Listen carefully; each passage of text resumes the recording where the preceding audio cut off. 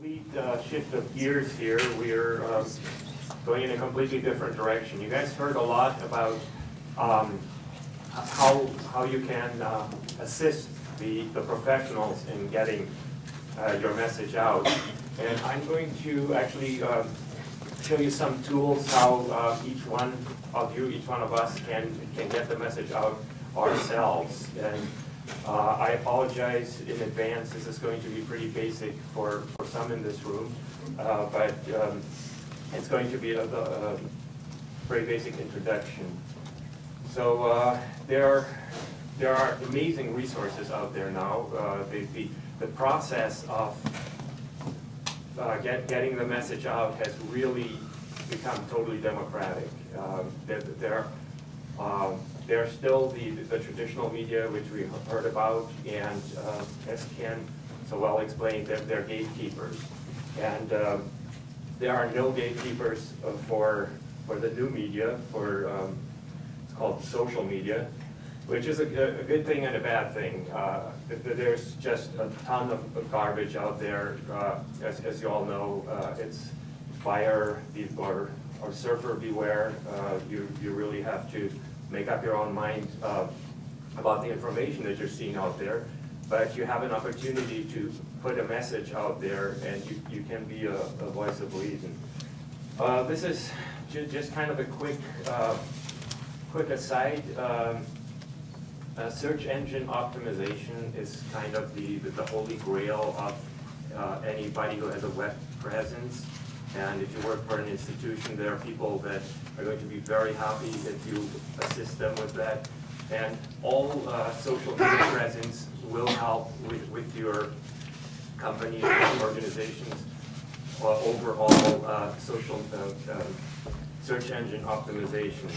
The more likes you get, the more followers on Twitter, the more responses to your messages, comments on your blogs, links to your blogs, views. All this will improve your SEO. So the first layer of blogs, and there are all kinds of blogs out there. Pretty much everybody is blogging, and this can take all kinds of forms. There are people who do photo-only blogs. You can post a photo of your cat every single day. Like then you have 365 photos. It's an ongoing blog. You can take your camera phone and record yourself commenting on the night's Laker game. Say, oh man, those bums, and post it. You will have a bunch of followers. You will have people commenting. And then there are more formal blogs. This is something that the New York Times does, called Scientists at Work, where they get scientists all in really interesting places, doing really interesting research to write. You see that they're spaced about 2-3 weeks apart, so each scientist contributes about a half dozen blogs over a season, and it really gives people an opportunity to kind of follow them in the field, see what they're doing. This is a more formal blog. There's a huge repository of blogs. The Huffington Post, this is one of their subdomains, science. They have one called Green, which is about environmental issues. And there are just thousands of bloggers here. You can literally spend days checking this out. And well, this just happens to be a blog entry about me. But what this illustrates is that to create a blog, it has become so easy with WordPress. You can have these templates, and there are just hundreds to choose from. And many organizations actually have their websites now based on this on a blog. So this is the International Bird Rescue's website. They have all kind of, you see all the tabs up on top, but it is all built on a WordPress platform. So this is the granddaddy, the gorilla of social media. How many of you are on Facebook?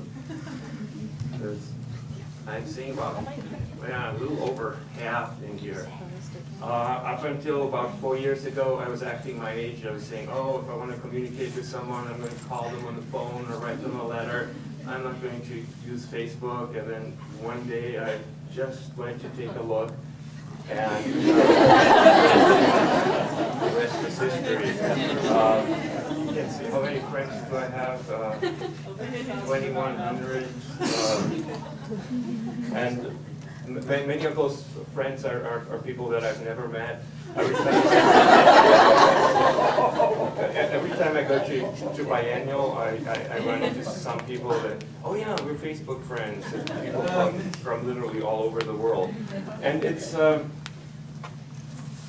it is a networking tool. I mean, Facebook is what you make of it. You can be completely private on Facebook. You can have your profile hidden so that nobody can find it. So if you want to connect only with your family or a very tight group of friends, or you can go completely public. So there are all kinds of steps how you can have your privacy.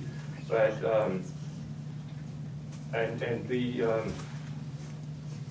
the way you interact with people is you have friends, which means you make a request to somebody, you just click become friend. If they agree, they click back your friends, and then they can see what you post.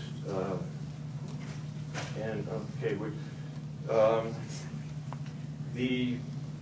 in addition to having a personal profile, there's something called a page, which is where organizations and institutions really can take advantage of this tool. So this is a whale watching business, and people like them. So you see they have 1,467 likes, which means people have clicked the like button.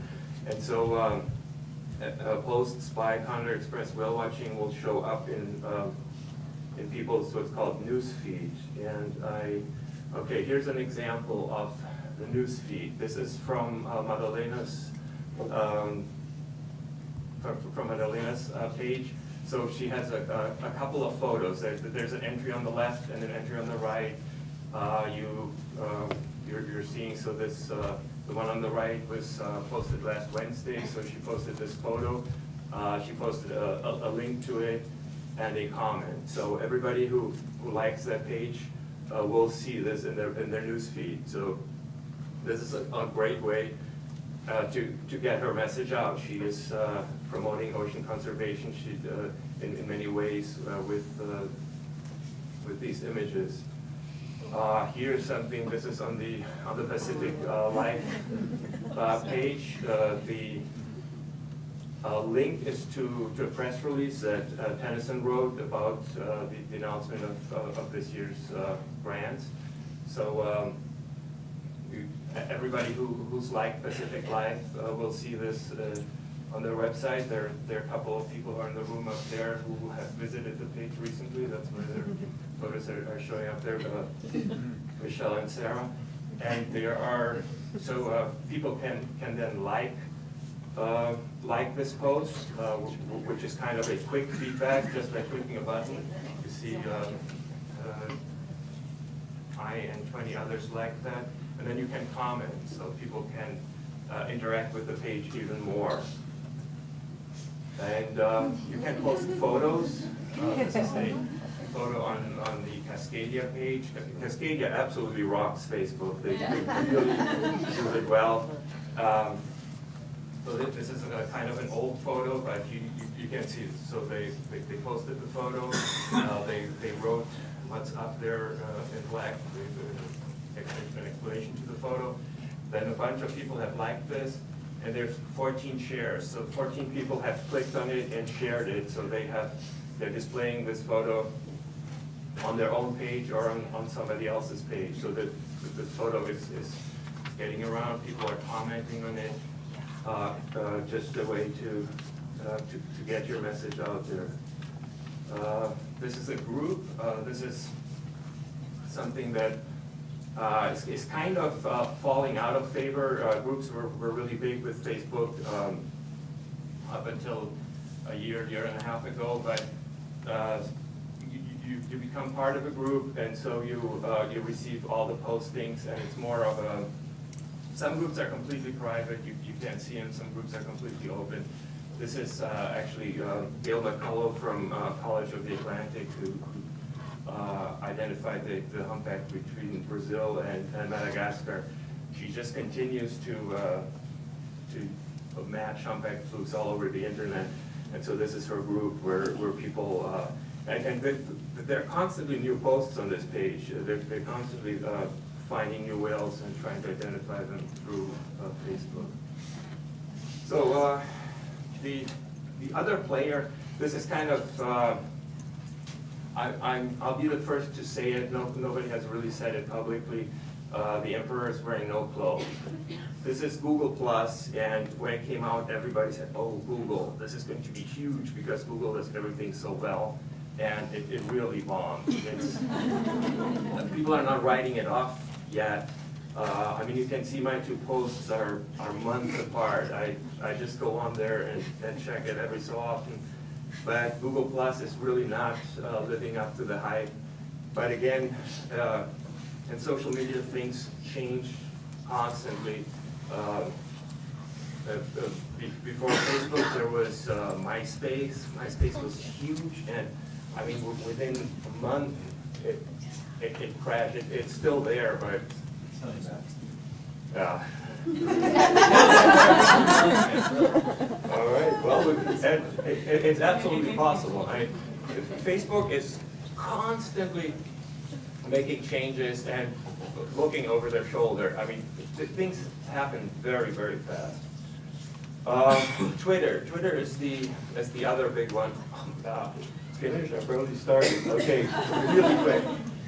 Twitter is the other big one. You can send out little 140 character messages. It has like a completely different application than Facebook. It's more like you'll say, oh, we're following a tagged humpback whale right now, so you can send a note from the field that reaches your followers. You can send photos through Twitter.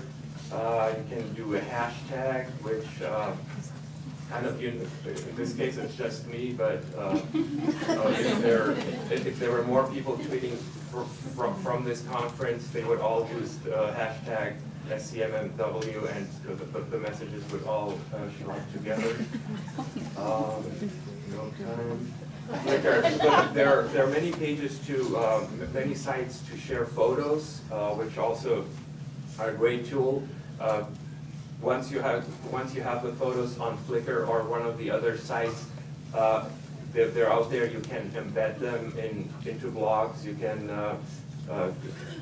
send URLs to people. You have a place for people to find your photos against their groups on Flickr. This is Gail again, trying to take our work here to the North Pacific with the humpback flukes.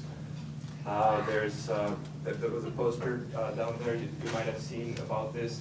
YouTube channels. You can upload videos to YouTube or other sites of that kind, and you can create channels that people can follow, so they do see all of your blogs. And here's something brand new that Todd found out about on Thursday, and on Friday he was sending all these pictures up there. Like if you saw him with his cell phone. This is totally gimmicky. Those photos, they all float. You can flip them over. You can move them around. Something brand new. Who knows? It might be gone next week. It might be the next big thing in a week. We'll see. And huge thank you to Pacific Life and all of you. And we'll take a 3-minute break so that we're back in 5 minutes. Then we'll do the panel.